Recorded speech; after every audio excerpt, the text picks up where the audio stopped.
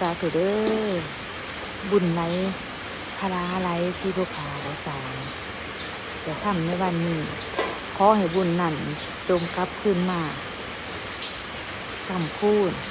จุนเจือขอบครัวผู้ขาให้มีแต่ความสุขให้มีสุขภาพแข็งแรงให้มีโสให้มีไส้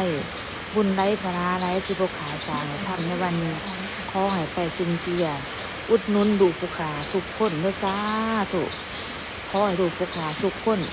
มีแต่สุขภาพแข็งแรงมีโศกมีไส้ขอให้บุญรักษาเขาเฮ็ดสิ่งใดทำสิ่งใด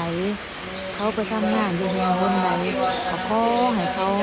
มีคนหาคนแท้มีคนอีดูกูหน้าให้เจ้าง่ายโตเพิ่นเหนือกากรุณาสงสารเบิ่งแย่งคำพูดจุดนุ้นด้วยจ้าเถิดเด้อผู้ขาอย่าหนามขอให้แม่เธอนี่ซึ่งสักทีที่ญาติชาวดีสุวรรณโนจงซึ่งสักทีที่ญาติจงตุกาไปหัวดวงวิญญาณทุกอย่างทุกภพขอให้มาเอาในทรงทรงบุญลุกล้านจงไปหายเด้อขอเด้อโมสิกันในซึ่งกันในกันขอให้มีแต่ความสุขด้วยจ้าถือทุกภพทุกศาสตร์ลูกหลานทำบุญกุศลหยาดหนามจงไปหายเด้อขอให้มีแต่ความสุขจ้า